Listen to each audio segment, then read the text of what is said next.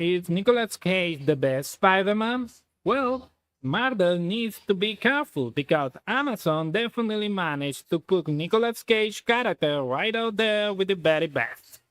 Personally, I think he's the better than Andrew Garfield and Tom Holland. The real question is how close is he to Tobey Maguire? To me, they're probably tied, but Nicolas Cage, Ben Reilly might actually be better. Why do I say this? Well, the big difference between Spider-Man Noir and the other Spider-Man is that he is an adult and a mature person. It's even mentioned that he's close to retirement because of his age. While with the other Spider-Man, we only had to see them younger, even in high school. All that made Tom Holland version feel a bit childish in comparison, even though that was a part of the kid's lore. This Spider-Man is more serious, grittier, and darker. Even if Nicolas Cage is a bit eccentric, mostly because the script pushing him into that stance. He delivers a deeper, more serious performance than almost any other actor who has played Peter Parker. So in my opinion, he easily takes the number 2 spot among the best Spider-Man. Or maybe even the number 1, beating Tobey Maguire. Let me know in the comments what do you think. Nicolas Cage, Ben Reilly, the best Spider-Man or not? Drop your thoughts in the comments. Now let's look at some interesting facts.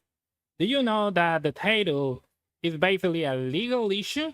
Because of right and legal stuff, they couldn't call the show Spider-Man Noir. So it just called Spider-Noir.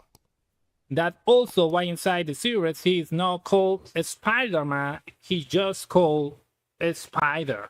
We also had other changes. If you thought the villain was Electro because of the trailer, let me tell you, it's not Electro. It's a character from the comics called Maguire. Just like we saw in the series, it's a completely different character from the comics because they just took inspiration from him and completely changed his lore into this frustrated actor, right? Another change is that they never called him Tombstone. They always called him Lonnie. So there you had another legal issue with the Spider-Man rights. But one of the coolest details is that Ben Reilly probably is Peter Parker. Remember that the series mentioned that he changed his name and never revealed his real one. So we can assume Ben Reilly is actually Peter Parker.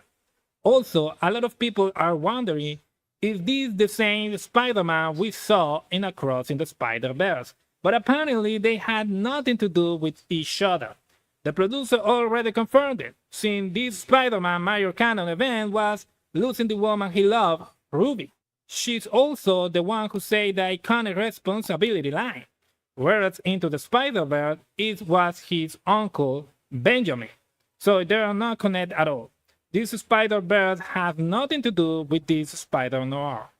Let me know in the comments if you already knew about all these right issues that unfortunately always had between Spider-Man, Sony, Marvel, and now Amazon. It's so crazy. Still, they managed to make an excellent show. Answering the big question, I know the obvious answer is both. Watch the black and white and the color one. Honestly, I think watching it in color makes no sense. It seems some images and the color looks very artificial and washed out. Plus, why would you watch something with noir in the title in full color? It's ruining the point, you know? It's something strange. I understand Nicolas Cage's logic. He was the one who suggested releasing a color version because younger audiences are used to that format. True is, even someone, my age shouldn't be used to it. But the black and white version is just spectacular, incredible. Personally, I love the classic, so it was awesome. I really enjoyed it, black and white. And I wouldn't recommend watching it in color, to be honest. So let's talk about the good and the bad of this Spider-Man. It's definitely a series it wasn't expecting to turn out this way. The trailer didn't show much movie-style action, and the show is actually quite slow. It takes its time even though it had a massive budget. which you can definitely tell from the amazing setting and atmosphere. The big fight and you're waiting for, Spider-Man versus the villain in all-out battle, doesn't happen until the episode 4. If we talk about the downside, it's basically that they couldn't use the real comic book name or the full essence of this Spider-Man character, having to switch, to Maguire and everything I explained before.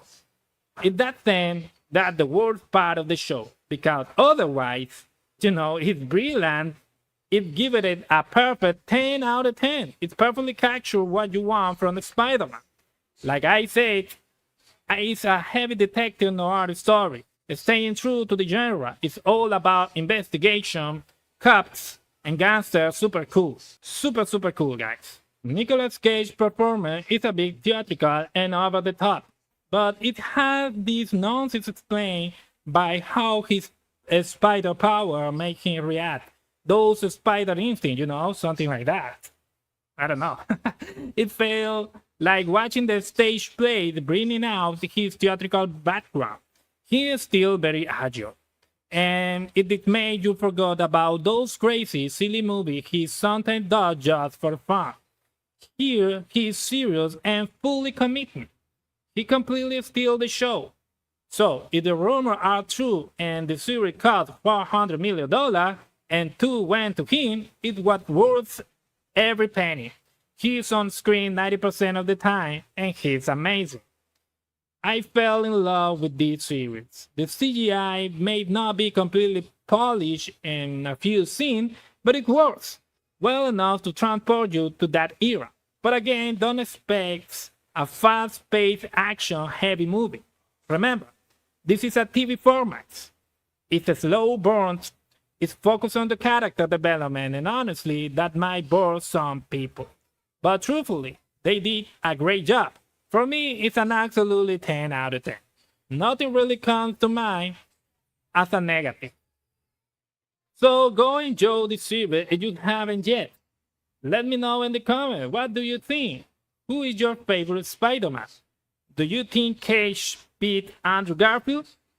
Andrew Garfield has a lot of fun, but to me, Cage completely outshined him.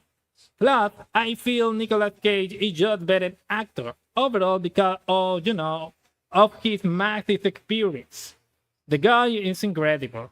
Andrew Garfield is great too. But, that's a conversation for another day. Don't forget to subscribe if you haven't already. I had a lot of content. For example, The Boys, The Bill, Invincible is full content. So, see you in the next video. Bye bye.